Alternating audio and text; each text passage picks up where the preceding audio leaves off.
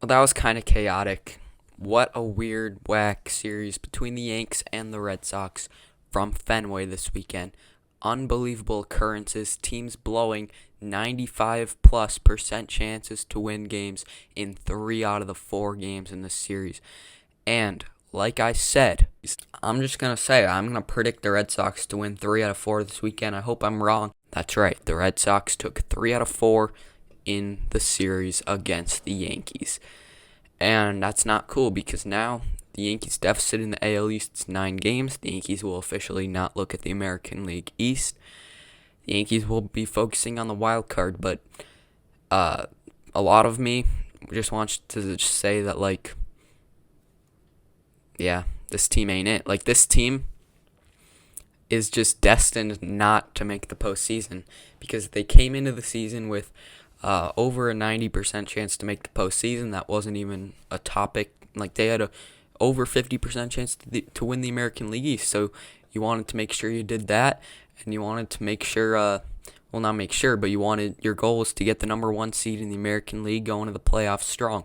You were seen as the definite best team in the American League. Now you're 51-47, and you're 5 games back of an AL wildcard spot. But the Boston Red Sox, man, I don't know if I'm supposed to give more credit to the Red Sox or more just bad to the Yankees because I've run a Yankees account on Instagram at everything.yanks27.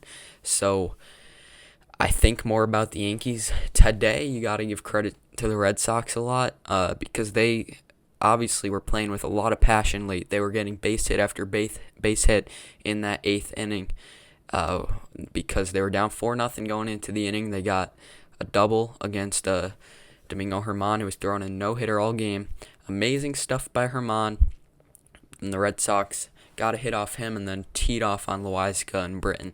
But the main point I wanted to make, it was unbelievable how it didn't even seem that weird that the Yankees, Aaron Boone, pulled Domingo Germán with 93 pitches after giving up 1 base hit. The first hit he'd given up all game. He'd been pitching amazingly. Since when was 93 pitches the time to take out a dealing starting pitcher? Seriously. Especially with the Yankees' tendency for their bullpen to absolutely collapse. You know, Boone in his postgame interview probably gonna be like, "Yeah, I had a lot of faith in Loizaga there," and like, "Oh, why'd you elect to go to Britton?" "Yeah, I thought Britton was we believe in our guys." Yeah, that's what he's gonna say. Pitch to win, man. Manage to win, because Aaron Boone has been unbelievably bad this year, really, and his post-game interviews don't help the case at all.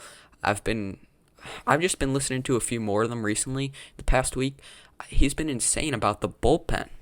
With the bullpen, like, he's like, "Oh, Greeny threw 25 pitches 2 days ago, so yeah, we really wanted to avoid him today. Oh, Licky threw 30 pitches 3 days ago. And then he threw 10 yesterday. We were really looking to avoid him yesterday, but today, forget it. He was definitely not something we were gonna consider today." That's just the type of stuff that he says. Like, it's unbelievable how much he is all about rest, man. Boone and his rest. On Thursday night, the Red Sox, it was a 1-1 game for a while. Yankees get the couple base hits. They lead in the 8th inning, 3-1.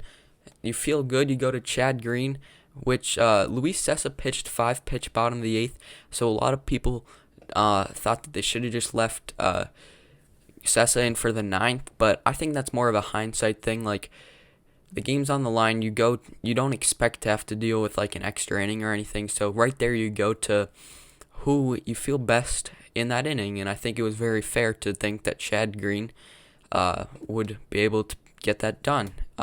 And like 5-pitch inning, like, yeah, you did your job, but like they were still able to put the ball in play 3 times clearly. So yeah, Green blew that. I didn't be mad at Boone for putting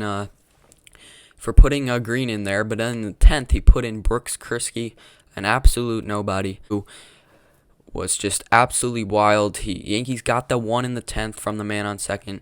Before you could even look up, the Red Sox had scored that runner.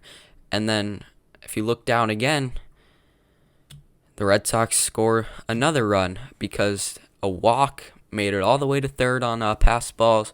Renfroe with the sac fly to win the game for the Red Sox.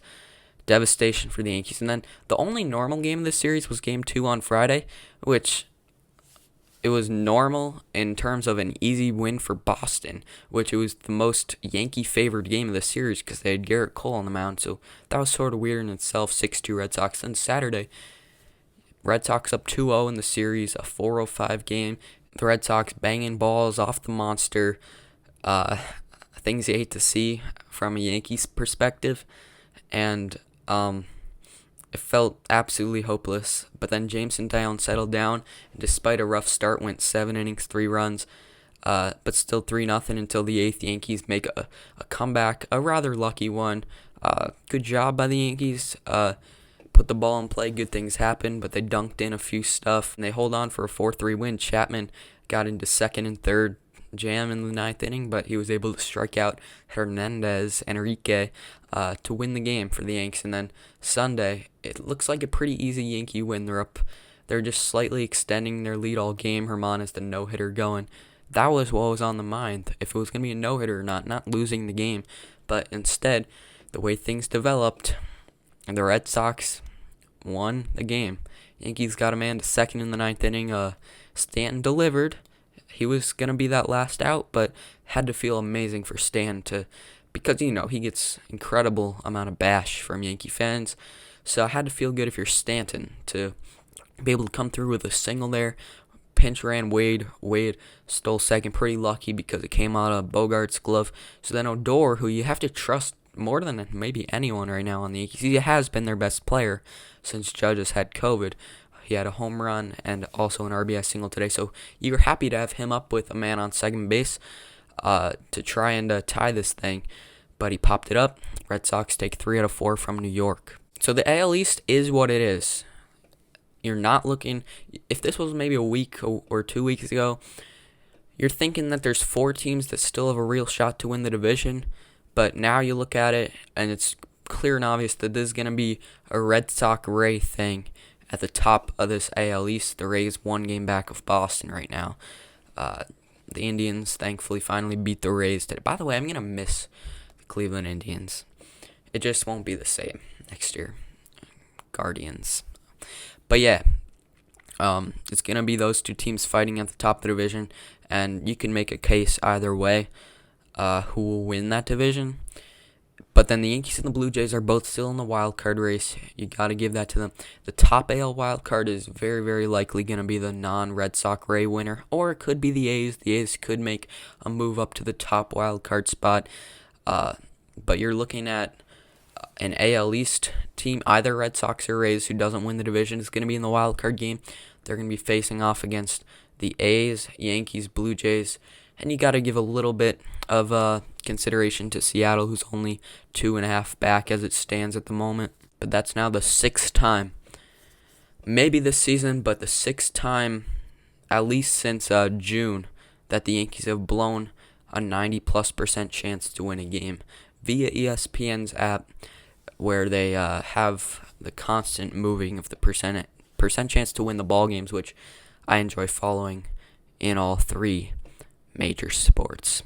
Subscribe if you like the sport of baseball. We're going to be doing a lot of baseball videos. Again, more kind of organized videos. Definitely what I plan to get into. I just felt like this crazy series was worthy of a video in itself because the Red Sox and Yankees, I previewed the series, and I think it was crazier than we could have even imagined. Hit the like button, hit the subscribe button, and the bell, please, because we're going to drop some content that I think you'll be pretty excited to click on. So you want to have that option to click on it as soon as I upload it. See you guys.